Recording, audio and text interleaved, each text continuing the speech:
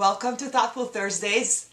This is a podcast by Tornado IP where we discuss how innovation meets strategy and intellectual property. Today, Mike, Bowe and I are going to introduce Tornado IP Consulting and tell you about what we do. We're going to talk about how we work on protecting business innovation with help from Fortune 500 seasoned patent experts. So, one of the gaps that Tornado IP fills is having an internal expert who has a lot of experience managing innovation and protecting innovation through IP, whether that be patents, licenses, or trade secrets. So what if you could train your inventors and business decision makers about patents for R&D and product teams, how to think about patentability and inventions for everyday work? What if you learned to make sure that people know how to properly protect information when they're using all these new AI tools, so they're not dumping things in that they shouldn't into an AI chatbot?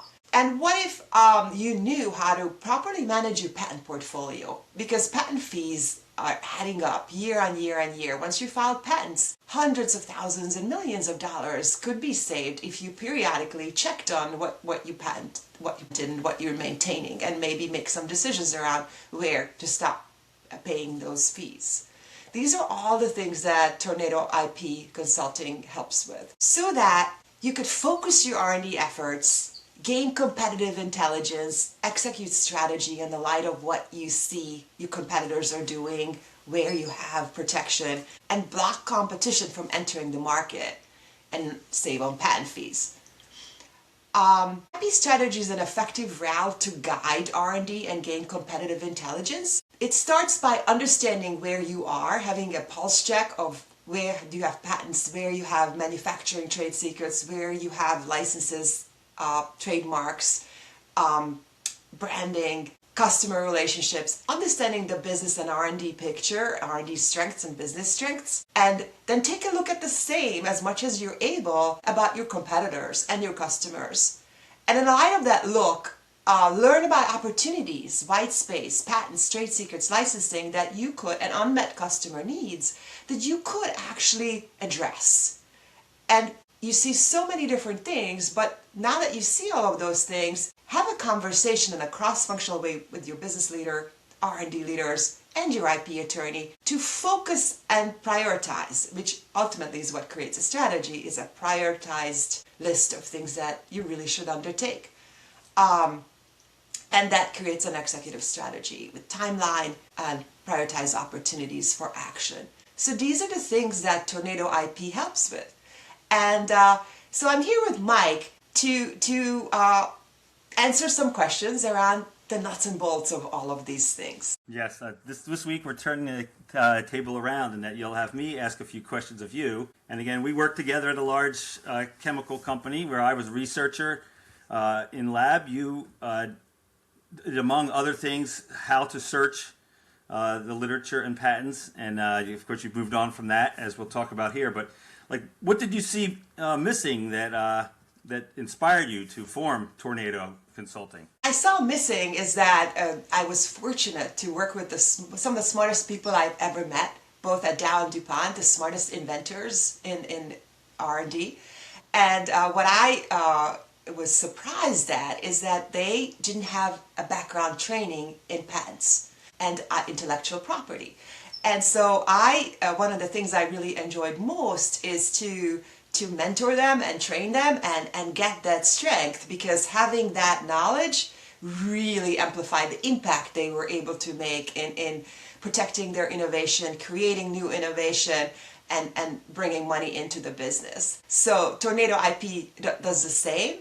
A lot of companies, the bigger companies, have attorneys who are busy and who have never necessarily lived in the life of a scientist, where they come in with amazing scientific training but not training in patents. So I saw that that's a gap that I really very much enjoy filling. I also really enjoy teaching and mentoring. So, the way Tornado IP works is to fill this gap for the scientist, and then the scientists also learn to communicate what they're seeing to a crowd in the business and legal that doesn't necessarily know their scientific language. So bringing my business background and my business framework, I teach the scientists to communicate the scientific detail at a level in a way that is very clear to decision makers from different walks of life, so that cross-functional decisions can be made to protect innovation in the company. Yeah, I want to build on that. In my time as a research chemist, the chemists that we both experienced or knew come in, they're very smart, they're creative in different ways, they're good at searching the past open literature and understanding internal documents in scientific literature.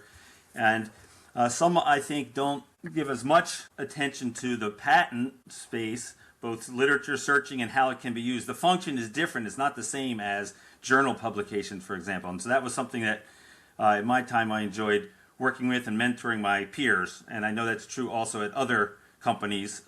Folks who had gone to school with me. And again, that's not always the strength of people, is to pay attention to the IP portion of documentation of all the stuff you do.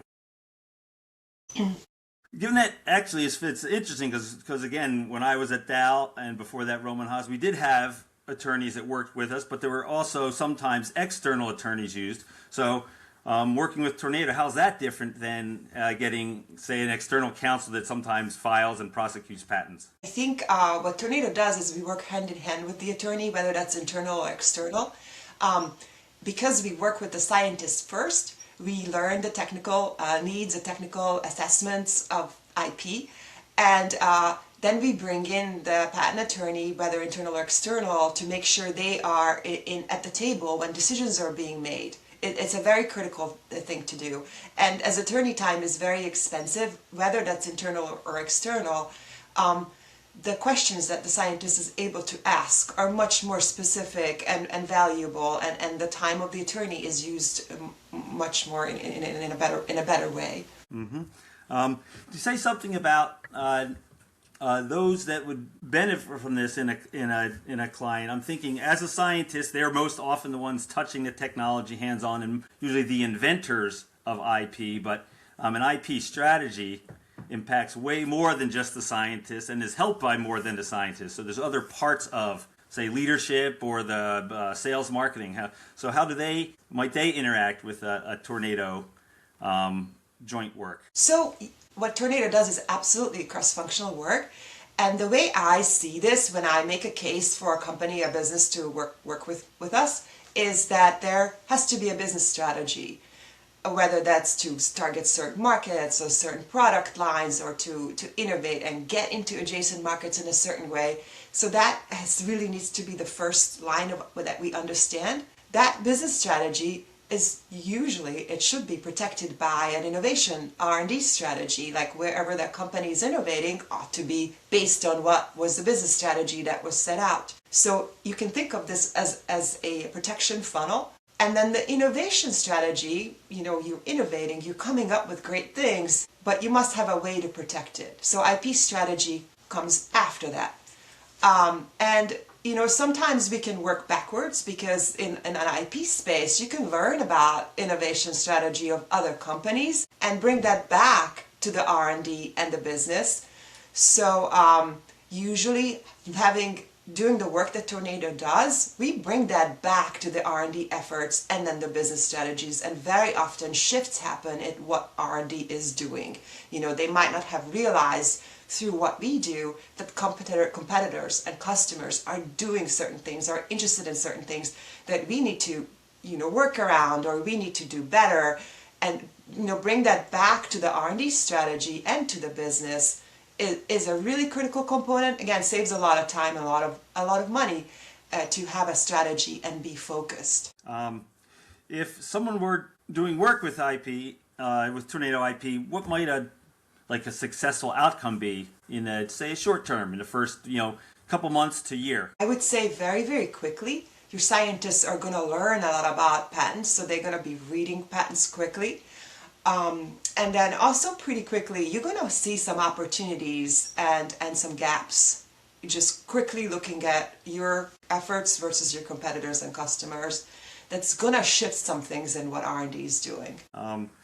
Current events, in the last few years of my working time, and ramping up even more now, is the use of AI and what's the impact of that on not just on the patenting, but all the how a organization would manage its IP, protect it, prevent it from being seen outside. It's moving so fast that everyone's caught up. So what's your thoughts on that? I think it's even more important to bring in the training that Tornado IP provides. So far, we've mostly been focused on patents, but I really want to highlight that I bring experience in managing trade secret protection platforms across DuPont. A big part of that is training, so that the same scientists that don't know much about patents when they come in also don't know much about protecting innovation.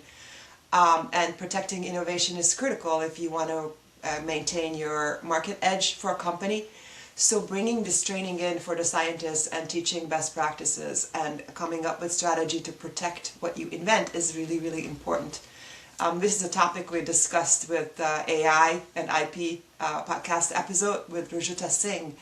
How, scientists by nature coming from academia are very collaborative because some of the best innovations happen through collaboration.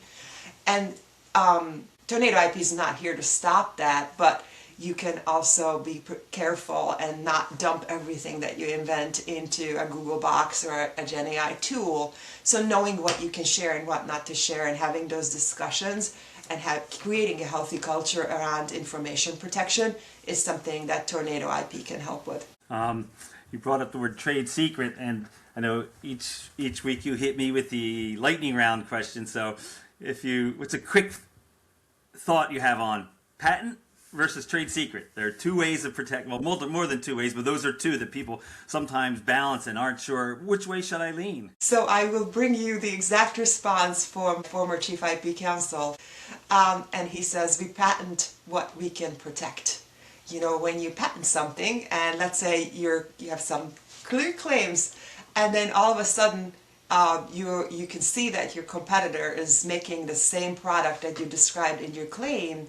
You can actually go to your competitor, hand in hand with your patent attorney. At this time, you bring this to your patent attorney. Hey, competitor is doing exactly what's in my patent claims. Your patent attorney can address this, usually first by writing a cease and desist letter to say, hey, stop doing that. Later on, if they keep on doing it, you might end up in a litigation lawsuit again with your patent attorney's big discussion with patent attorney. But so that's, this is something you would patent. But if your innovation is something that you couldn't detect if your competitor did it, a good example would be manufacturing trade secret. How you exactly manufacture a piece of equipment that has some special ways in your machinery, and this is inside your manufacturing factory. That's not something you would know if your competitor's doing it, because they're not going to let you walk through their plant. So that you would keep a trade secret. So that's the big distinction.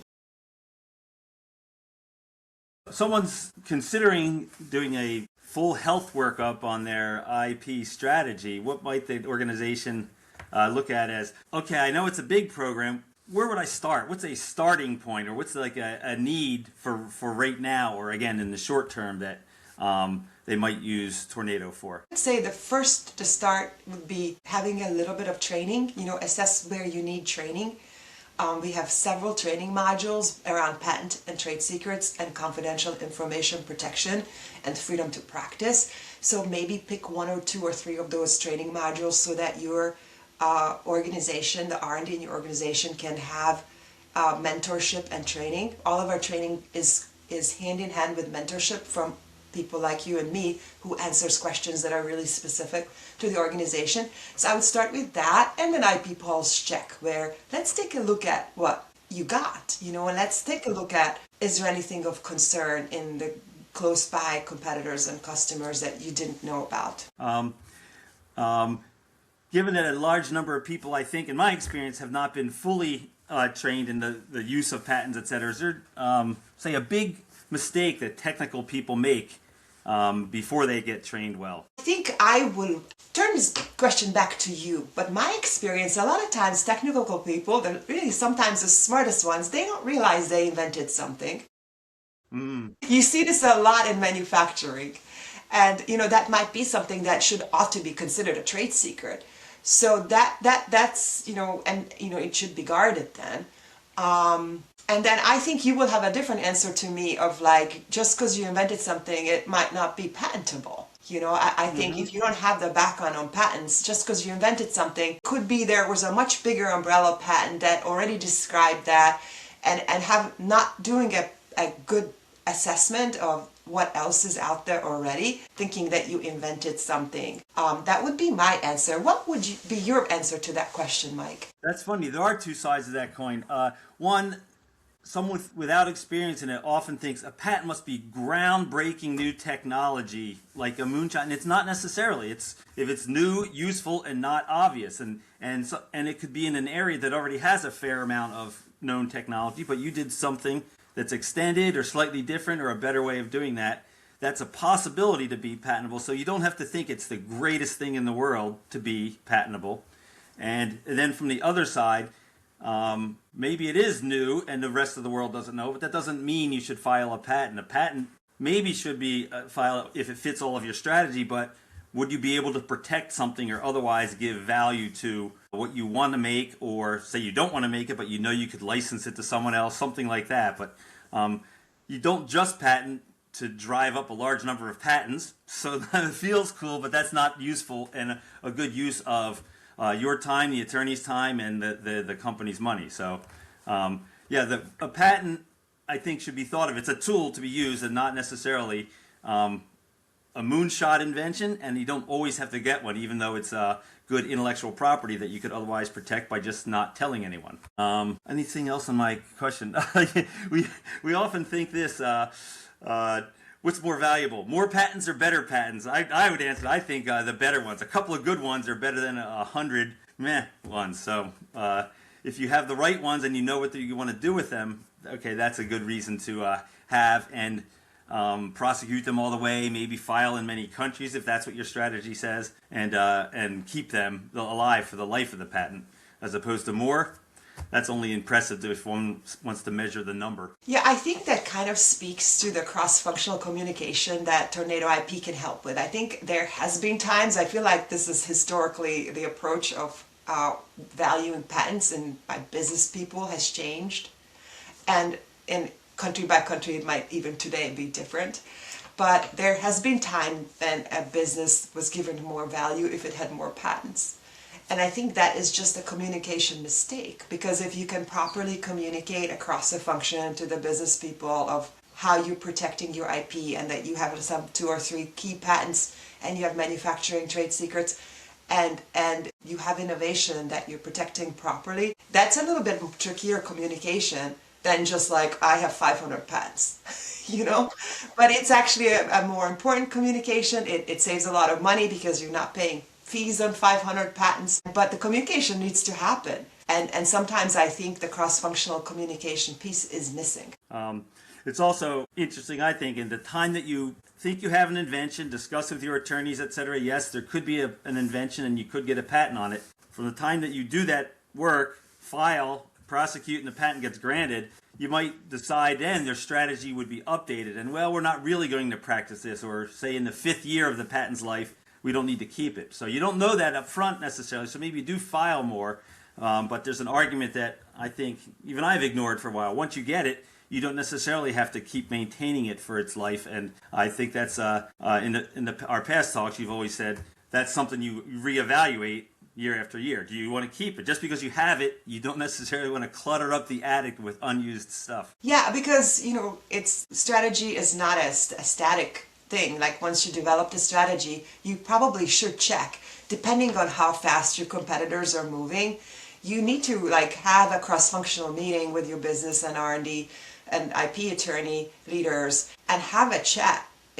However often, it might be once a quarter, it might be once a year, it might be once every 2 years, and R&D needs to keep an eye out on what competitors and customers are doing and bring that knowledge back. And that kind of a conversation allows you to abandon some patents you no longer need, and also maybe shift your strategy as needed. And this is something Tornado IP trains your internal experts, mentors your internal experts to learn how to do.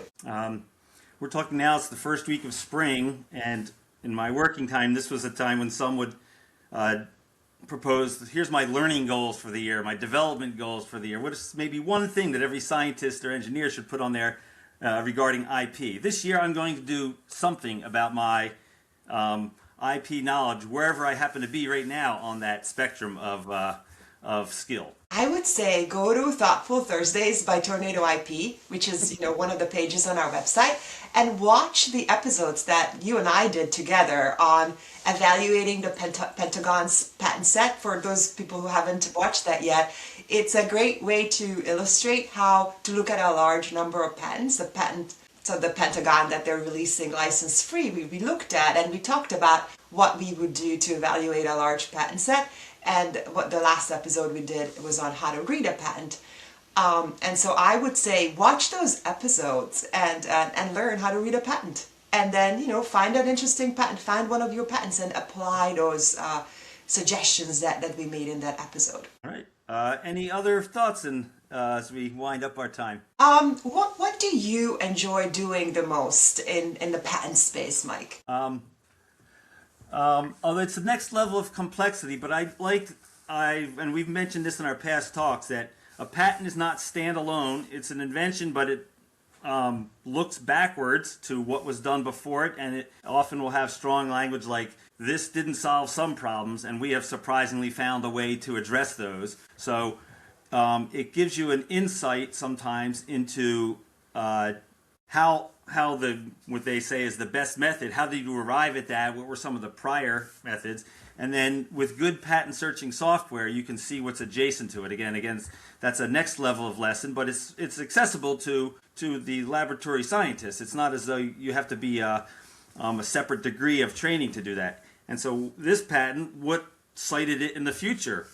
What are other methods to address it? And so I find that interesting. Also, you can sometimes see that the patent was originally filed and had some claims, but the one that was granted had some of those claims cut back because the examiner said, those parts aren't novel, only this part is. So you can get a much better picture of the technology from at the time they filed to where it is now. And if it turned into a product, then you could compare that to, for example, the product notes, the technical notes, where they'll mention how the product, if you know it has that patent in it, could be used. So it's a competitive intelligence. I think I have a lot of enjoyment doing that. How is someone else making a material? Okay, some of it shows up in a patent or in the technical notes or in the product as you see it on the shelf if it turns into a finished product that you can use. So that whole part of it, the patent fills in a big space of that otherwise doesn't show up on, for example, the material safety data sheets. So that's good. I want to know how things work, and a patent I think is a good part of that. How it actually works and how the developers got to that point, what their line of thinking was. Yeah, and this is the kind of thinking, we hope to impart on scientists we work with our customers, for them to be as effective as Mike and I to take a look and really understand these kinds of principles. It's funny, I think also, and I found this to be true, when you have a patent, it's somewhat interesting. I wonder what they're doing here. If a couple of colleagues talk about it, what do you think they're really making here? And maybe reading them, whether together or arguing over it, like trying to interpret, compared to a scientific journal where you have to be very clear as to what you're doing, or it won't get accepted for peer-reviewed publication. A patent isn't always trying to make it easy for you to figure out what's going on. So if a couple of you read it and discuss, you might get a better insight into, one, what they're doing, or that reminds you of something else I saw by that company a couple years ago. So there's nothing wrong with kicking it around back and forth. That actually I found more than once pretty helpful in trying to decipher what are they really doing to make this improved whatever. Thank you. Thank you for joining us today. I invite you to come and check out our website and schedule a free intro meeting to assess your IP and reach out to us for our support. Thank you.